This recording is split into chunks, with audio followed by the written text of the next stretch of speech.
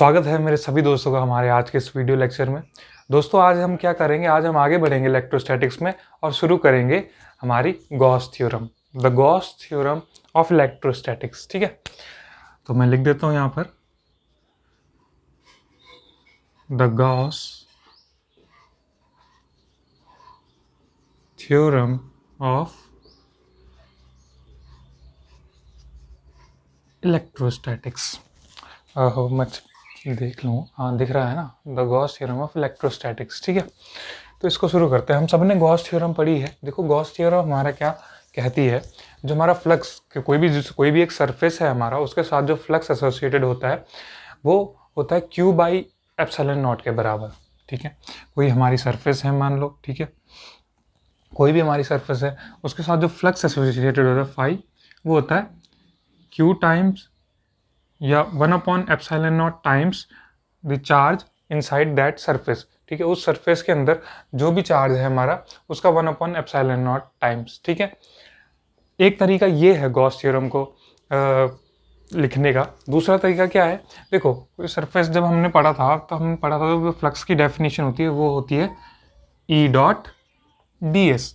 तो हम इसको यूं भी लिख सकते हैं, E डॉट डी एस जो सरफेस इंटीग्रल है या क्लोज सरफेस इंटीग्रल है इलेक्ट्रिक फील्ड का किसी सरफेस के ऊपर, वो बराबर होता है Q बाई एप्सिलॉन नॉट के। इसको हम Q इन भी लिख सकते हैं या Q inside the surface.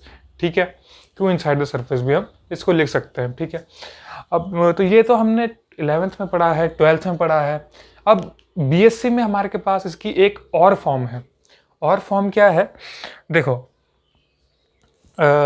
E dot D S is equal to Q in upon epsilon not. ये बात तुम्हें क्लियर है। ठीक है, अब देखो E डॉट डी एस को मैं क्या लिख सकता हूं, E डॉट डी एस को मैं क्या लिख सकता हूं।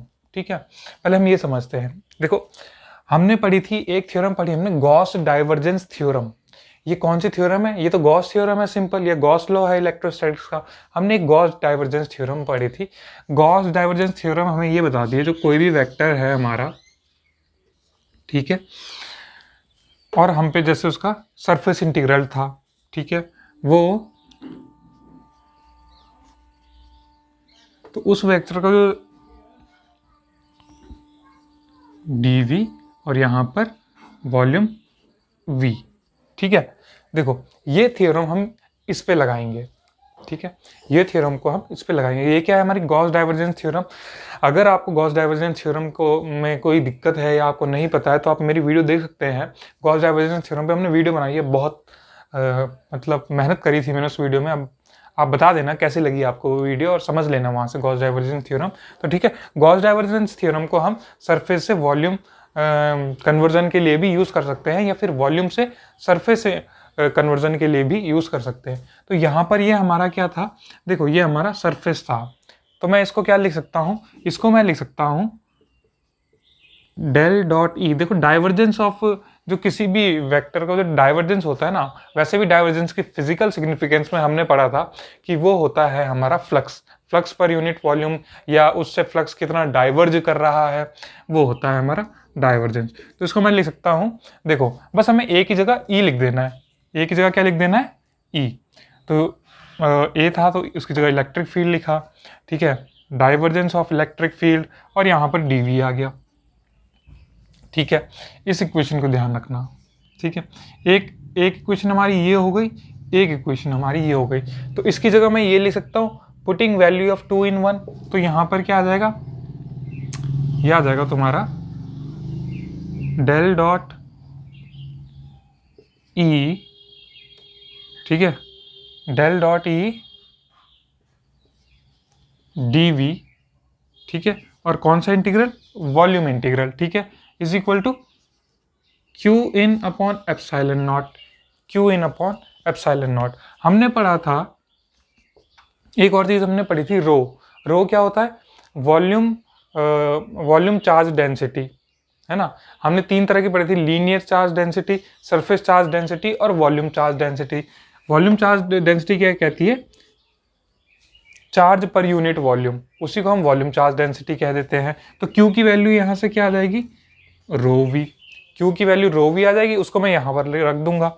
क्यू की जगह मैं क्या रखूंगा, रो वी रख दूंगा, ठीक है। क्यू की जगह मैंने रखा रो वी और अपॉन एप्सिलॉन नॉट, ठीक है। इतनी बात आई समझ में। क्यू की जगह मैंने रखा रो वी और एप्सिलॉन नॉट, ठीक। क्यू की जगह मैंने रख दिया रो वी और साथ में क्या रख दिया, एप्सिलॉन नॉट। अब तो ई डॉट डी एस की वैल्यू थी Q in upon epsilon naught, ठीक है। डेल डॉट ई को आया डी वी, ठीक। तो इसकी जगह मैंने क्या रख दिया, रो वी अपॉन एप्सिलॉन नॉट, ठीक है। एक चीज़ मैं मिस कर गया, वो मैं चीज़ अभी बताता हूँ तुम्हें। पहले कैमरा चेक कर लूँ मैं, हाँ साफ दिख रहा है, ठीक है। तो वो जो चीज़ जो मिस कर रही है, देखो हम क्या कर रहे हैं, ये लिख रहे हैं कंटिन्यूस बॉडीज़ के लिए। तो कंटिन्यूस बॉडीज़ के लिए लिखेंगे, ठीक है। कंटिन्यूस बॉडीज़ के लिए मैं इसको लिखूंगा अगर, तो यहाँ पर मैं इंटीग्रल का साइन लगा दूंगा, ठीक है। और इसके साथ इंटीग्रल वी लगाऊंगा और डी वी लिख दूंगा यहाँ पर, ठीक है। इंटीग्रल का साइन और डी वी। अब देखो, अब क्या हो गया, मैं इस इक्वेशन को और इस इक्वेशन को दोनों को, ये दोनों इक्वल है हमारी, ये दोनों इक्वल है ना, ठीक है। अगर ये दोनों हमारी इक्वल है, अगर ये दोनों हमारी इक्वल हैं, तो देखो तो हमारी ये दोनों इंटीग्रल्स इक्वल हो जाएंगे। ये दोनों इंटीग्रल्स अगर हम इक्वल हो जाएंगे तो हमें क्या मिलेगा, हमें मिलेगा डेल डॉट ई या divergence of E is equal to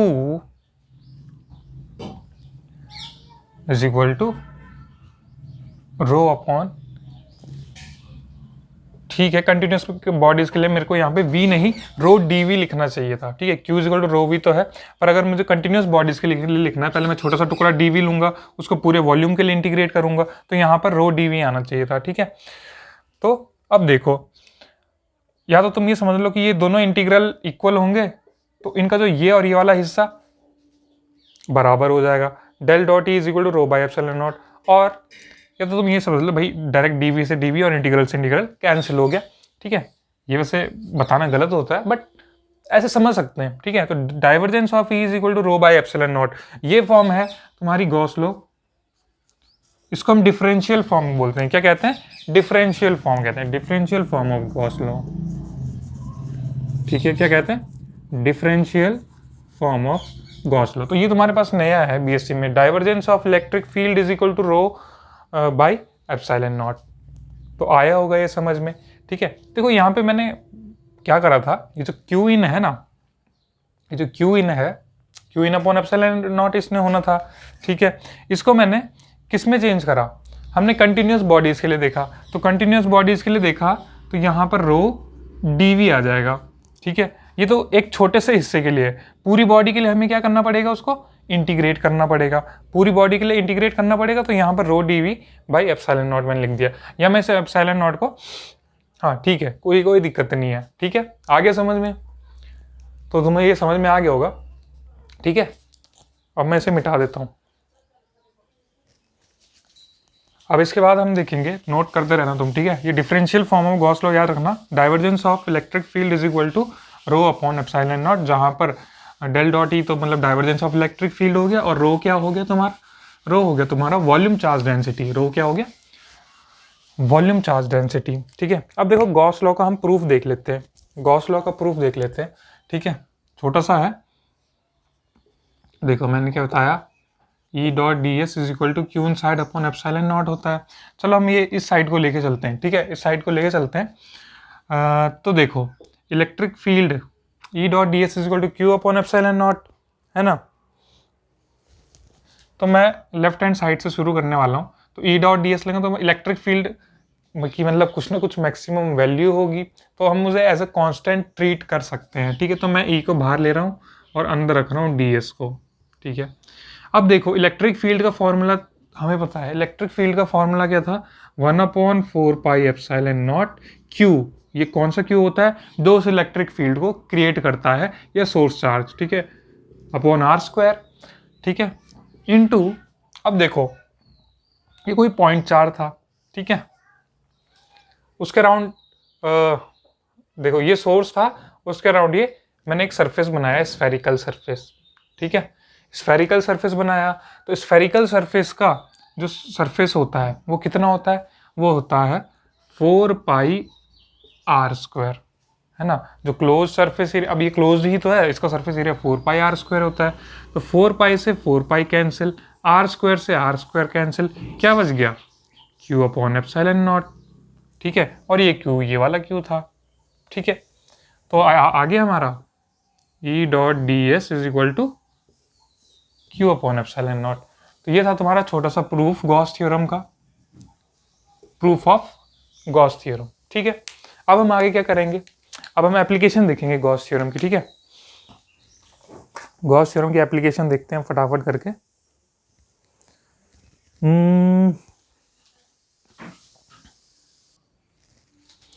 अब हम फटाफट से इसको देखते हैं, एप्लीकेशंस ऑफ गॉस थ्योरम, ठीक है। कोशिश पूरी यही रहेगी कि इसके एप्लीकेशन सारे लगभग आज ही हो जाए, ठीक है। एप्लीकेशन देखते हैं हम इसके। एप्लीकेशंस में सबसे पहले हम क्या करेंगे, लाइन चार्ज कर लेते हैं, ठीक है। लाइन चार्ज, इसमें तुम्हें एक चीज ध्यान रखनी है, लीनियर चार्ज डेंसिटी क्या होती है, Q/L, इसका इसमें यूज हो गया, ठीक है। हम देख रहे हैं, क्या देख रहे हैं, electric field due to a line charge और लॉन्ग वायर, या इन्फिनाइटली लॉन्ग भी यूज करते हैं। कोई एक इन्फिनाइटली लॉन्ग वायर है जिसपे चार्ज जो है डिस्ट्रीब्यूटेड है, ठीक है, जिसपे चार्ज क्या है, डिस्ट्रीब्यूटेड है। तो अब हमें इसके अराउंड इलेक्ट्रिक फील्ड देखना है, तो गॉस थ्योरम को हम इलेक्ट्रिक फील्ड को फाइंड करने के लिए इस्तेमाल करते हैं, यूज करते हैं, ठीक है। तो हम क्या करेंगे, सबसे पहले एक गॉसियन सरफेस बनाएंगे इसके अराउंड, ठीक है। और वो गॉसियन सरफेस हम देख रहे हैं, ये सिलेंड्रिकल गॉसियन सरफेस है, ठीक है। मान लो इलेक्ट्रिक फील्ड इस डायरेक्शन में लगा हुआ है, इलेक्ट्रिक फील्ड अगर इस डायरेक्शन में लगा हुआ है, तो देखो इसके 3 सरफेस हैं, ठीक है। ये हमारा वो है, ये भी सिलेंडर बन रहा है ना, इसकी 3 सरफेस हैं, एक तो एक कर्व्ड वाली, एक बॉटम सरफेस और एक अपर सरफेस या टॉप सरफेस, ठीक है। तो इलेक्ट्रिक फील्ड कुछ ऐसा है, यहाँ पे इस सरफेस पे ऐसा है, इस सरफेस पे ऐसा है ना। अब देखो एरिया वेक्टर, देखो जो टॉप सर्कल है ये सर्कुलर है, तो इसके ऊपर एरिया वेक्टर ऐसा होगा, यानी कि ऐसा। तो ये इलेक्ट्रिक फील्ड है, ये इलेक्ट्रिक फील्ड के साथ इसका एरिया वेक्टर है, ठीक है। ये हमारा इलेक्ट्रिक फील्ड है, इसका एरिया वेक्टर देखो 90 डिग्री पे होगा, सरफेस के साथ 90 डिग्री पे, और इसका भी सरफेस के साथ 90 डिग्री में। तो ये 90 का एंगल, ये 90 का एंगल, और यहाँ पे एंगल कितना बज रहा है, 0 डिग्री, ठीक है। तो गॉस थ्योरम याद करो, गॉस थ्योरम क्या कहती है, E.ds is equal to Q/ε0, ठीक है। E.ds is equal to Q/ε0, यही कहती है गॉस थ्योरम। बट हमें Q/ε0 की हम जरूरत नहीं पड़ेगी, हम सिर्फ लेफ्ट हैंड साइड से लेंगे और उससे अपना इलेक्ट्रिक फील्ड को निकालेंगे, ठीक है। इतनी बात समझ में आई। अब देखो E.ds, तो यहाँ पर एक सरफेस के लिए एक E.ds होगा, दूसरे सरफेस के लिए दूसरा E.ds और तीसरे के लिए तीसरा E.ds, ठीक है। तो इसको मैं यूं कर लेता हूँ, इलेक्ट्रिक फील्ड तो सेम है हर जगह, है ना। तो सबसे पहले लिखते हैं टॉप वाले के लिए, ठीक है, टॉप सरफेस के लिए ये आ गया E। अब डॉट हटाऊंगा तो ds तो आएगा, पर कॉस लग जाएगा, है ना, कॉस। तो देखो कॉस एंगल कितना बन रहा है, इलेक्ट्रिक फील्ड और इसके एरिया वेक्टर में, सर जो इसका एरिया वेक्टर उसके बीच में एंगल बन रहा है 90 डिग्री का, है ना। ऐसे ही कर्व्ड सरफेस के लिए लिख रहे हैं हम, कर्व्ड सरफेस के लिए तो E.ds cos 0, यहाँ पर एंगल इन दोनों के बीच में 0 डिग्री हम देख पा रहे हैं, ठीक है। और जो बॉटम सरफेस है उसके लिए देखो, उसके लिए भी E.ds cos 90, ठीक है। अब देखो, अब क्या है, सिंपल, तुम्हें पता है cos 90 की वैल्यू 0 होती है, तो ये दोनों टर्म 0 हो जाएंगी, है ना। cos 0 1 होता है, तो ये टर्म बच जाएगी, इंटीग्रल E.ds, है ना, ये बच गया हमारा इंटीग्रल E.ds। अब देखो, अब हम इसमें क्या कर सकते हैं, अगर मैं E को बाहर निकाल दूं और ds को अंदर रहने दूं, ये जो सरफेस है, तो हमें कर्व्ड सरफेस एरिया मालूम है किसका, सिलेंडर का, हाँ मालूम है। अगर इसकी लेंथ मैंने L बोल दी, ठीक है, तो 2πr into L, curved surface area जो होता है 2πr इंटू एल। तो मैं ds की जगह क्या लिख सकता हूँ, E into 2πr l। r क्या है, r इस सर्कल की रेडियस है, ठीक है, l ये लेंथ है, तो E क्या हो गई हमारी 2πrl, ठीक है। तो E डॉट डी एस की वैल्यू हमारी ये आ गई, ठीक है। तो E डॉट डी एस किसके बराबर होता है, Q अपॉन एप्सिलॉन नॉट के। तो मैं E डॉट डी एस की जगह यहाँ पर Q अपॉन एप्सिलॉन नॉट लिख दूं, हाँ लिख सकता हूँ, वही तो होती है उसकी value. E dot D S is equal to Q upon epsilon nought. हमने E डॉट डी एस की ये वैल्यू कैलकुलेट करी, उसको इक्वल रखेंगे Q अपॉन एप्सिलॉन नॉट के।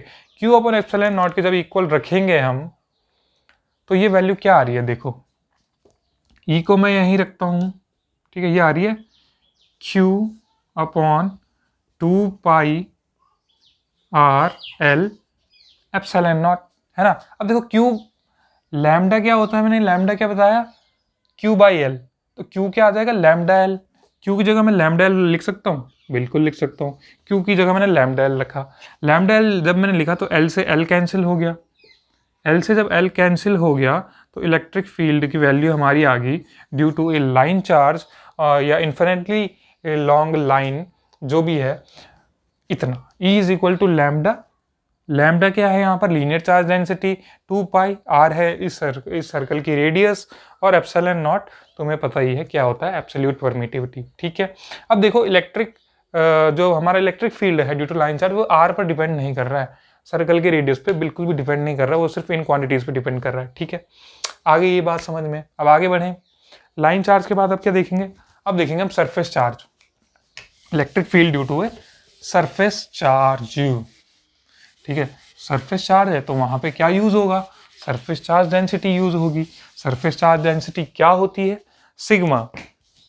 सरफेस चार्ज डेंसिटी होती है सिग्मा, और सिग्मा किसके इक्वल होती है, Q बाई एस के, Q बाई एस के, है ना, Q बाई एस के, शाहरुख खान वाला के नहीं एस के मतलब शाहरुख खान वाला एस के नहीं, सिर्फ एस, ठीक है।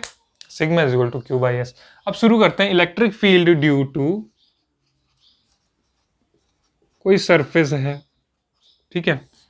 तो गॉस थ्योरम से किसी का भी इलेक्ट्रिक फील्ड हम मतलब सिमेट्रिक बॉडीज या कहो, या इनका हम इलेक्ट्रिक फील्ड निकाल सकते हैं, ठीक है।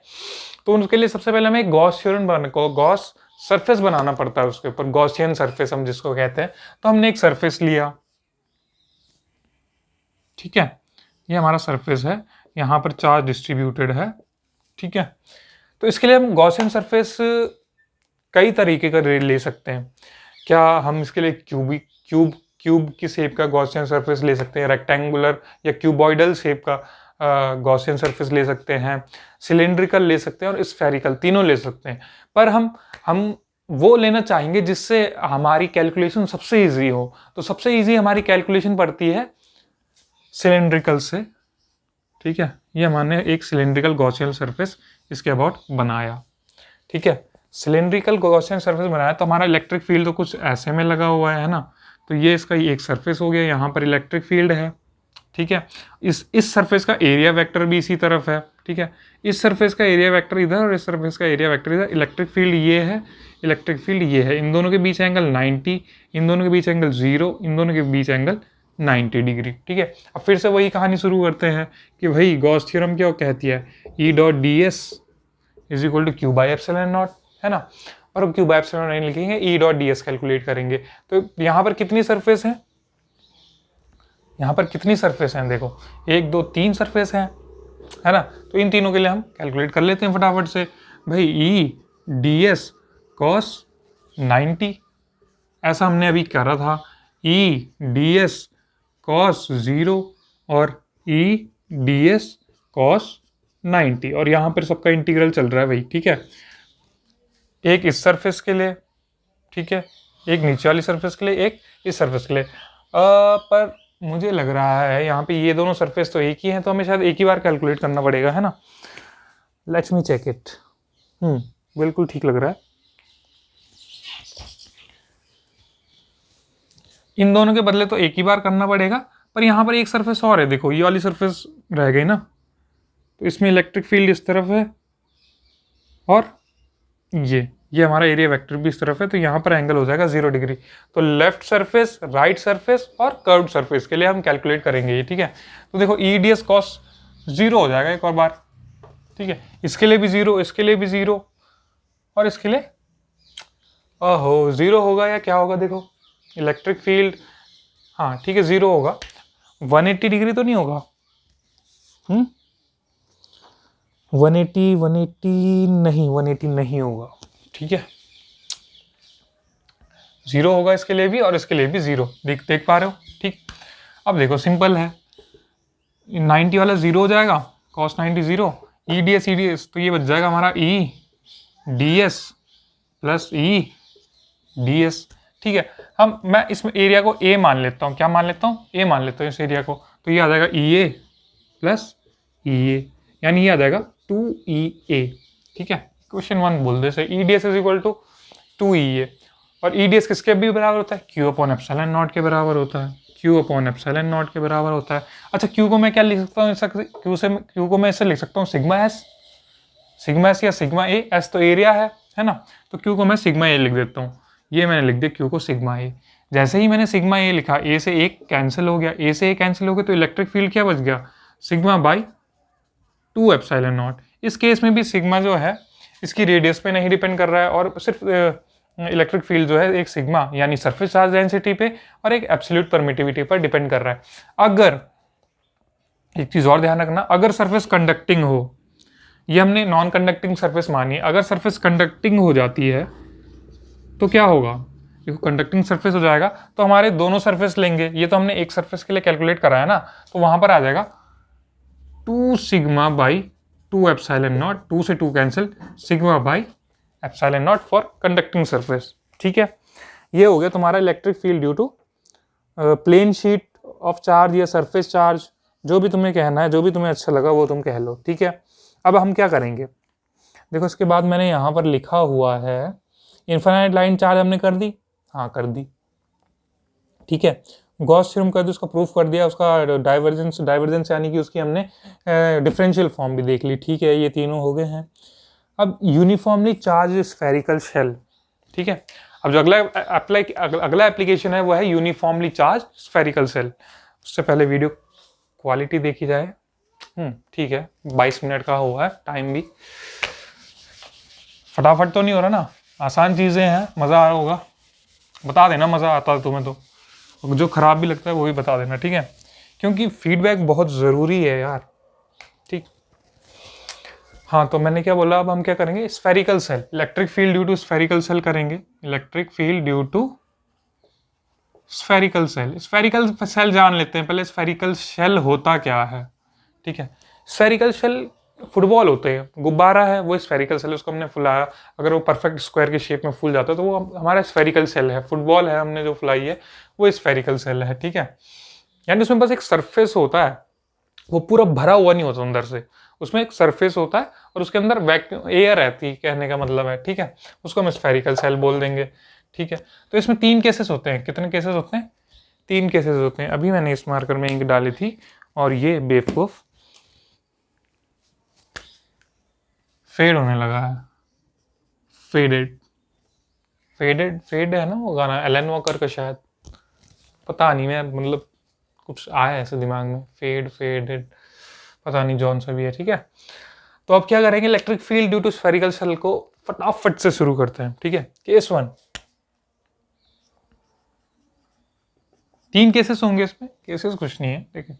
ये हमारी स्फेरिकल सेल है, इसके अंदर एक चार्ज है, ठीक है, स्फेरिकल सेल है और इसके अंदर एक चार्ज है, ठीक है। तो अगर, और इस पे जो है, सॉरी इसके अंदर नहीं है, इसके सरफेस पे चार्ज यूनिफॉर्मली डिस्ट्रीब्यूटेड है, ये मैंने बड़ी गलत चीज़ बोल दी, अंदर तो चार्ज होता ही नहीं है स्फेरिकल सेल के, सरफेस पे डिस्ट्रीब्यूटेड है यूनिफॉर्मली, ठीक है। इसको तुम इसका सेंटर पॉइंट मान लो, तो यहां से यहां तक की दूरी कैपिटल आर, ठीक है। अब अगर मुझे इसका इलेक्ट्रिक फील्ड निकालना है तो मुझे एक गॉसियन सरफेस बनाना पड़ेगा, ठीक है। तो मैंने इस पर एक स्फेरिकल गॉसियन सरफेस बनाया। ये चीज़ें तुम सब लिख के आओगे पेपर में, मैं नहीं बता रहा हूँ, पर तुम लिख के आओगे। इसकी रेडियस यहाँ से यहाँ तक मान लेते हैं आर, ठीक है। इसकी रेडियस यहाँ से यहाँ तक मान लेते हैं आर, ठीक है। तो अब गॉस थ्योरम क्या होती है, E dot D S is equal to Q upon epsilon naught, यही होती है गॉस थ्योरम। हाँ सर, गॉस थ्योरम तो यही होती है, कुछ और होती है तो आप बताओ। नहीं यही होती है भाई, ठीक है। अब देखो ई डॉट डी एस, तो मैं इलेक्ट्रिक फील्ड को बाहर ले लेता हूँ, डी एस को मैं अंदर रहने देता हूँ, और यहाँ पर क्यू बाई एप्सिलॉन नॉट ऐसा का ऐसा ही चल रहा है। ठीक है, electric field into D S. अब ये जो सरफेस है गॉसियन सरफेस, हम क्या देखते हैं, अब ये जो डीएस हम कौन सा लेंगे, देखो हम गॉसियन सरफेस ले रहे हैं ना, तो हम गॉसियन सरफेस का डीएस देखेंगे। तो ये भी एक वो है, स्फीयर है, हॉलो स्फीयर है, तो इसका कर्व सरफेस एरिया 4 पाई। अब बताओ रेडियस कौन सी लेंगे, क्या हम इस सरफेस के अंदर देख रहे हैं, क्या हम इस सरफेस के अंदर देख रहे हैं, नहीं, हम गॉसियन सरफेस के अंदर देख रहे हैं।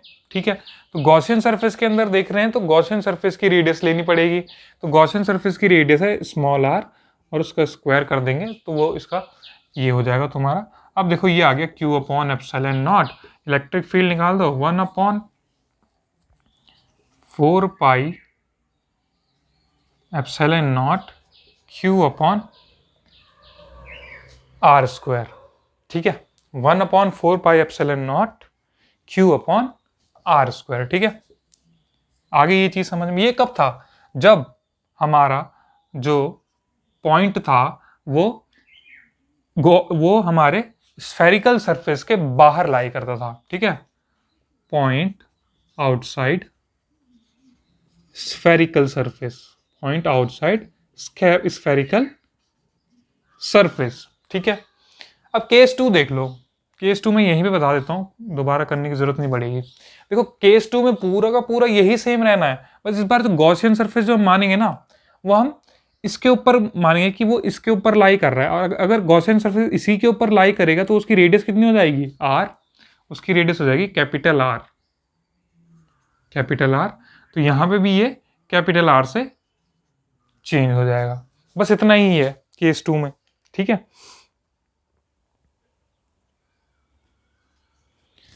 ठीक है, पर पहले केस के लिए एक चीज मैं बताना भूल गया, चार्ज जो है ऐसे बिहेव करता है कि जैसे कि वो इस स्फीयर के सेंटर पे सिचुएटेड हो, पर होता नहीं है, होता कहां पर है, सरफेस पे, ध्यान रखना। वो बिहेव तो ऐसा करता है कि जैसे वो सेंटर पे सिचुएटेड है, पर असल में वो होता कहां पर है, इसके सरफेस पे। ठीक है, ये हमारा केस 2 हो गया। अब हम आखिरी केस देखने वाले हैं। केस 2 का डायग्राम कैसा होना था, केस 2 का डायग्राम तुम्हारा ये होना था, ये गॉसियन सरफेस हट जाता। ठीक है, अब देखो, अब हम केस 3 देखेंगे, केस 3 देखेंगे। ठीक है सर, केस 3 देखेंगे। केस 3 के लिए हम क्या करेंगे, अब हम इनसाइड जाने वाले हैं। अब हम कहाँ जाने वाले हैं, इनसाइड जाने वाले हैं, इसके अंदर जाएंगे। तो इसके अंदर जाएंगे तो मैंने यहाँ पे एक गॉसियन सरफेस बनाया जिसकी रेडियस स्मॉल आर है, पर हमारी गॉस थ्योरम कहती है E dot D S is equal to Q by epsilon naught. पर हमारे इस ये सरफेस है ना हमारा, ये जो हमारा स्फीयर है, इसके अंदर तो चार्ज है ही नहीं, चार्ज है ही नहीं, तो मतलब क्यू क्या हो जाएगा, जीरो। जीरो मतलब E dot D S is equal to zero, खत्म। इलेक्ट्रिक फील्ड इनसाइड ये क्या, ये स्फेरिकल शेल इज जीरो। ठीक है, तो अब देखो इसका एक ग्राफ देख लेते हैं। ठीक है, इनसाइड जीरो है। ठीक है, तो इसका ग्राफ कैसे बनेगा, देखो इनसाइड यहां पर इलेक्ट्रिक फील्ड यहां तक जीरो है। ठीक है, सरफेस पे कुछ ना कुछ इलेक्ट्रिक फील्ड की वैल्यू आ जाती है, सरफेस पे इलेक्ट्रिक फील्ड की कुछ वैल्यू आ जाती है, जो कि हमने देखा is equal to 1/4 Q by capital R square, है ना। और बाहर भी यही, पर हमें एक चीज जानने की जरूरत है कि जो सरफेस पे जो वैल्यू है ना इलेक्ट्रिक फील्ड की, वो मैक्सिमम होती है। ठीक है, और बाहर जो है वो क्या होती है, E is proportional to 1/r², यानी इन्वर्सली प्रोपोर्शनल है, जैसे जैसे इलेक्ट्रिक फील्ड बढ़ेगा, ठीक है, या जैसे जैसे रेडियस बढ़ेगा तो इलेक्ट्रिक फील्ड घटेगा। मतलब हम इससे जितना बाहर जाएंगे ना इलेक्ट्रिक फील्ड घट रहा होगा, हम इससे सरफेस से जितना बाहर जाएंगे इलेक्ट्रिक फील्ड घट रहा होगा। सरफेस पे देखो अंदर जीरो, अंदर जीरो, सरफेस पे मैक्सिमम, सरफेस पे मैक्सिमम, और जैसे जैसे सरफेस से आगे बढ़ते हैं, बाहर बढ़ते हैं, तो वो इन्वर्सली प्रोपोर्शनल है, यानी कि इलेक्ट्रिक फील्ड घटेगा और नीचे आके जीरो को टेंड कर जाएगा। ठीक है, आई बात समझ में। तो ये थी कहानी हमारी इलेक्ट्रिक फील्ड किस चीज के लिए, शेल के लिए, स्फेरिकल शेल के लिए। ठीक है, anywhere inside the conductor field is zero. ठीक है, इलेक्ट्रिक फील्ड को हम इस एक्सिस में रखेंगे और इस एक्सिस में हम क्या रखेंगे, रेडियस को रखेंगे। इस एक्सिस के हम रखेंगे रेडियस को। तो यहाँ पर 0 रेडियस, यहाँ पर कैपिटल आर, और यहाँ रेडियस जो है मतलब कैपिटल आर के बाहर की, जिसको हम कुछ भी मान रहे थे, ठीक है। ये चीज तुम ध्यान रखना। अब आ जाते हैं हम आज के शायद आखिरी टॉपिक होगा ये आज का। स्फेरिकल सेल हो गया, सॉलिड स्फीयर देखते हैं, प्लेन चार्ज शीट हमने देख ली, ठीक है। सॉलिड स्फीयर को देख लेते हैं फटाफट से। सॉलिड स्फीयर भी बस ऐसा ही है, बस इसमें एक चीज चेंज आ जाती है। मैं इस ग्राफ को मिटाऊंगा नहीं, क्योंकि हम सॉलिड स्फीयर के लिए भी ग्राफ बनाने वाले हैं, तो वो ग्राफ भी कुछ कुछ ऐसा ही है, और ऐसा ही है तो थोड़ा सा चेंज है, बस कुछ फर्क है, वो भी तुम्हें समझ में आ जाएगा जैसे जैसे हम करेंगे। इलेक्ट्रिक फील्ड ड्यू टू किसके, स्फेरिकल सेल हो गया, सॉलिड स्फीयर। इसमें शुरू के 2 केस एकदम सेम है, आखिरी केस में थोड़ा सा चेंज है, और वो चेंज क्यों आएगा ये तुम्हें आखिरी केस में पता चलेगा, ठीक है। तो फटाफट से केस 1 आया भाई, E dot D S is equal to Q by epsilon not. ये वो तुम्हारा स्फेरिकल सेल है, सॉरी स्फेरिकल क्या ये तुम्हारा स्फीयर है, सॉलिड स्फीयर, ठीक है। वही इसकी रेडियस कैपिटल आर, ठीक है। इसके बाहर हमने एक गॉसियन सरफेस मारा। पहले हम आउटसाइड के लिए देखेंगे, पहले हम बाहर के लिए देख रहे हैं, जिसकी रेडियस स्मॉल आर है, ठीक है। इसके सरफेस पे, इसमें तो पूरे में चार्ज डिस्ट्रीब्यूटेड होगा। देखो ये सॉलिड स्फीयर है तो इसके अंदर भी चार्ज होगा डिस्ट्रीब्यूटेड, पूरे में चार्ज इसमें डिस्ट्रीब्यूटेड होता है। ये फर्क होता है हमारे स्फेरिकल सेल में और सॉलिड स्फीयर में। उसके अंदर कोई चार्ज नहीं था, इसमें अंदर से लेकर पूरा बाहर तक जहां तक इसका सरफेस है वहां तक चार्ज डिस्ट्रीब्यूटेड होगा। ये बहुत ही मतलब यही एक फर्क है दोनों में, ठीक है, जो हमें इलेक्ट्रोस्टैटिक्स के नजरिए से ध्यान में रखना है, ठीक। E dot D S is equal to Q by epsilon naught, हमारी गॉस थ्योरम है, हमारी प्यारी गॉस थ्योरम है, ठीक है। ठीक है, अब क्या करेंगे, फिर से वही कहानी, E D S is equal to Q by epsilon naught. Expert हो गया अब तुम इसमें। ई इंटू इसका सरफेस क्या होगा, 1/4 pi small R square is equal to Q by epsilon naught. E is equal to 1/4 pi epsilon not Q upon R square, ठीक है। केस 2, एक सेकेंड, हाँ केस 2 करने से पहले कोई आगे था परेशान करने के लिए, क्या करें, ठीक है। चलो केस 2 करते हैं। हाँ ये सही आइडिया है सर, केस 2 कर लेते हैं, परेशान करने तो आते रहते हैं सब, ठीक है। केस फर्स्ट, केस 2 देखते हैं। केस 2 में कुछ नहीं है, गॉसियन सरफेस क्या करेगा, अब हमारा गॉसियन सरफेस यहाँ पे लाई करेगा इस सरफेस के ऊपर, तो क्या चेंज होगा, बस रेडियस में चेंज होगा, है ना। 4 पाई कैपिटल आर स्क्वायर, यहाँ पर कैपिटल आर स्क्वायर, खत्म। केस थर्ड में करते हैं, ठीक है सर केस थर्ड करा दो, हम तो चाह रहे हैं कि आप केस थर्ड कराओ। इसमें थोड़ा तुम्हें सोचने की जरूरत पड़ेगी, और वो सारे कॉन्सेप्ट हम पहले कर चुके हैं, ठीक है। तो ऐसे कोई दिक्कत वाली बात नहीं है, बस देख लेते हैं फटाफट से। केस तृतीय केस, ठीक है। केस थर्ड में क्या था, कुछ नहीं है, ये है हमारा वो सॉलिड स्फीयर। इसमें मैंने क्या बोला, इसमें चार्ज जो है हमारा पूरा अंदर से लेकर बाहर तक चारों दिशाओं में फैला होता है। चार्ज फैला होता है, तो हम इसमें एक फार्मूले का इस्तेमाल करेंगे। फार्मूला प्रोनाउंसिएशन पता है मुझे, फार्मूला होता है उसका, हम वो देख लेते हैं, ठीक है। देखो वॉल्यूम चार्ज डेंसिटी क्या होता है वॉल्यूम चार्ज डेंसिटी, सर ये तो बड़ा आसान है, क्यू बाई वी होता है ना। तो क्यू क्या हो जाएगा, रो वी, क्यू हो जाएगा रो वी, ठीक। इसका इसमें कुछ यूज होगा, ठीक है। अब देखो ये हमारा सॉलिड स्फीयर है। सॉलिड स्फीयर का वॉल्यूम देखो, 10th में मेंसुरेशन चैप्टर एनसीईआरटी क्लास, और 9th में भी 9th या 10th में मेंसुरेशन था, ठीक है। तो मत बोलना लड़ने, ठीक है। वॉल्यूम होता है 4/3 पाई आर क्यूब, 4/3 पाई जो भी उस क्यूब की रेडियस है क्यूब, ठीक है। अब हम देखने वाले हैं इस सरफेस के अंदर, तो ये तो हमारा सॉलिड स्फीयर है, ठीक है। हमने सरफेस के बाहर देखा, सरफेस पे देखा, अब हम देखेंगे सरफेस के अंदर, ठीक है। मैं क्या करना है, इसके अंदर एक गॉसियन सरफेस बनाना है, गॉसियन, तो वो भी एक सॉलिड स्फीयर बनेगा, ठीक है। वो गॉसियन सरफेस तो खैर स्फेरिकल बनेगी, और पर जब देखेंगे हम तो ये भी अंदर, इसके अंदर एक बॉल होगी, लोहे की बॉल या वुड की बॉल, मतलब इसमें पूरे में मास होगा, कुछ ना कुछ क्या होगा, मास होगा, ठीक है। अब देखो अब क्या चीज़ है आगे, इसकी रेडियस है r, बाहर वाले की रेडियस कैपिटल R। खैर ये सब बनाने की जरूरत है नहीं, इसी से हमारा काम बन जाएगा। अब तुम गॉस थ्योरम पे आ जाओ सीधे, कुछ मत करो। E डॉट डी एस क्या होता है? Q by epsilon naught. E dot D S Q by epsilon naught. E तुमने बाहर लिखा, डी एस तुमने अंदर लिखा, Q by epsilon naught. E तुमने बाहर लिखा, डी एस। इस सरफेस, ये सरफेस क्या होगा? 4 पाई आर स्क्वायर। ये सरफेस होगा 4 पाई आर, कौन सी? स्मॉल वाली आर। हाँ अब देखो इस क्यू का मैं यूज बता रहा था ना, वो यूज ये है। तो रो क्यू की जगह तुम क्या लिखोगे? रो 4/3 पाई स्मॉल आर क्यूब, ठीक है, और कुछ नहीं।